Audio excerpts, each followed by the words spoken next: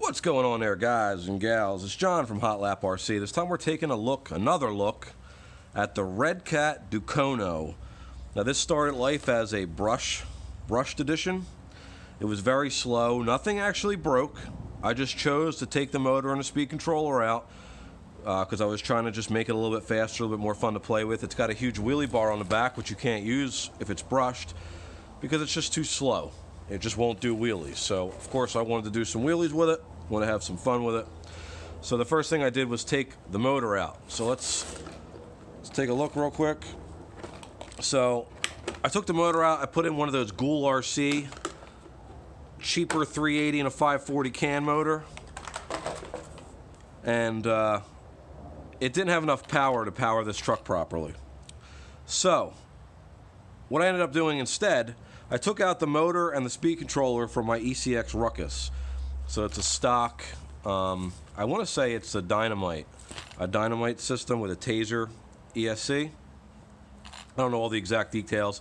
It came with the brushless two-wheel drive Ruckus. So if you're desperate for this exact combination, that's what it is. But in my opinion, virtually any full-sized 540 brushless motor will work as long as it's in that, 3,500 to 4,500 kV system for this thing. Just get something cheap. But the Ghoul RC, again, the cheaper ones, the 35-hour kits, they do not work on this thing. So the servo that came with it actually wasn't a bad servo. I was trying to update my Redcat Sandstorm.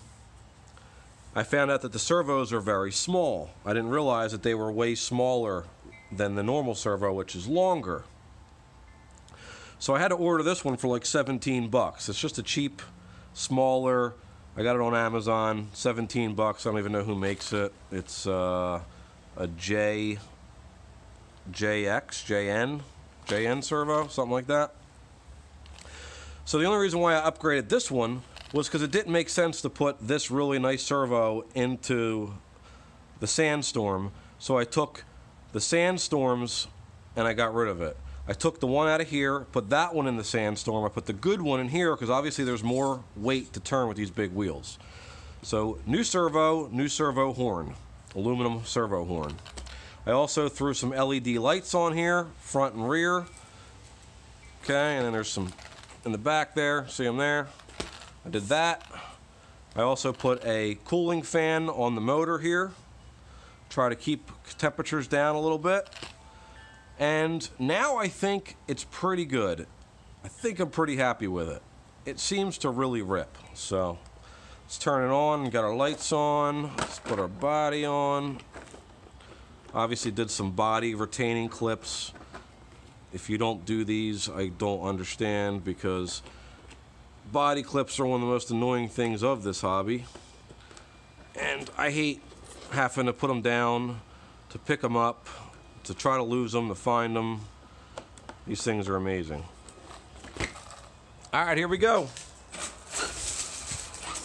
Now this is just on a 2S pack. To be honest, I'm not even sure if that Taser will handle a 3S pack.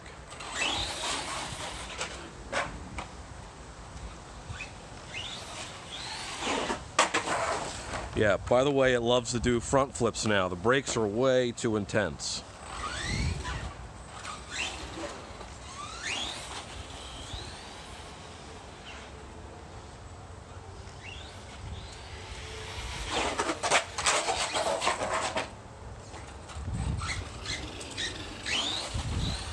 So I can flip it over whenever I want. I almost need a wheelie bar on the front now, too.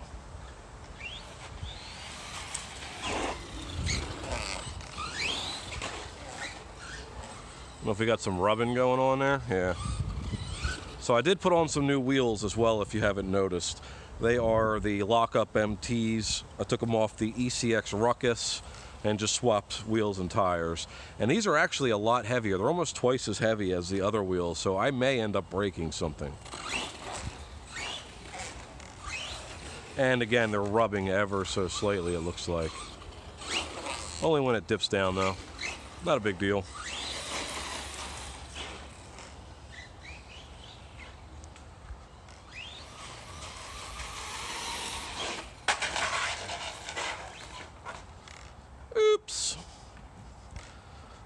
Top of this body is going to look amazing.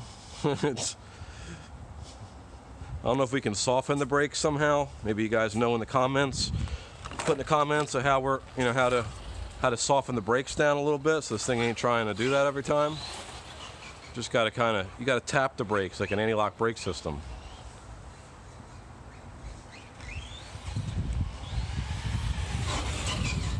All right, let's cruise over to the racetrack real quick. Just do a few quick laps, see how it does compared to the last video.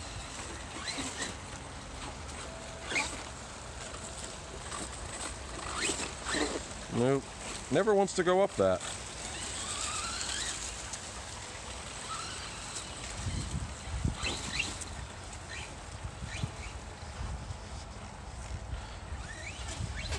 I haven't been over the track. I have no condition or no idea of the condition of the track. It's probably wet. It's been raining an awful lot around here.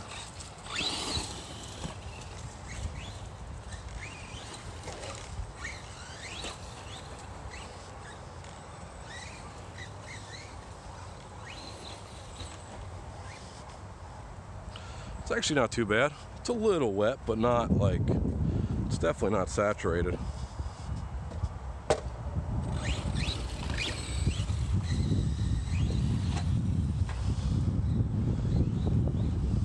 Oh, no. Oh, yes.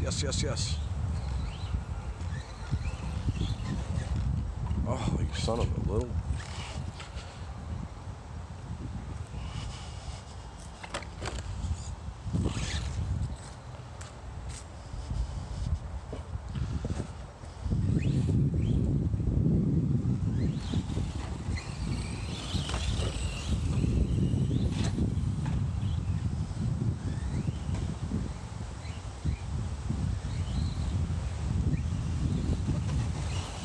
Hell of a lot faster, that's for sure.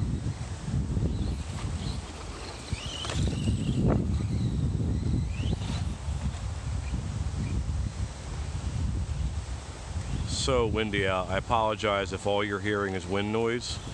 I don't know how I'm supposed to put a windsock over my microphone of my phone. I have a GoPro. I'm just scared to use it because A, then I can't just easily automatically upload them,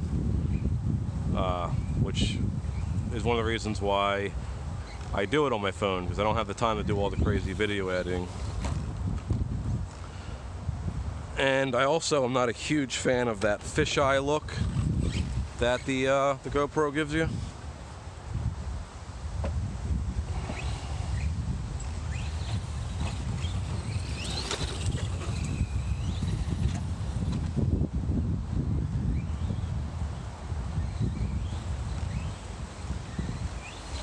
Seems to want to handle the power perfectly fine. From what I've heard, there's no difference between the brushless and the brushed versions of these vehicles, other than the motor and the speed controller. So you should have no problem swapping these out if you get a good deal on the brushed version, or a roller perhaps, or you can just buy the brushed version. I am actually a fan of Redcat's brushless stuff. They usually have a pretty good motor system and a pretty good speed controller. So I wouldn't, so if you're going to spend $100 on a speed controller and a motor, and in the end it's going to be the exact same price as if you had just bought the combo, unless you're getting a much higher quality electronics, I would just buy the brushless version of this.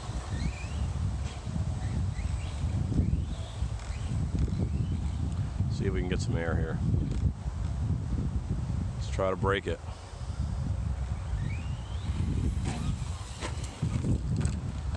Huh. This thing handles the jumps really well. It doesn't do what the short course trucks do. They launch off of that.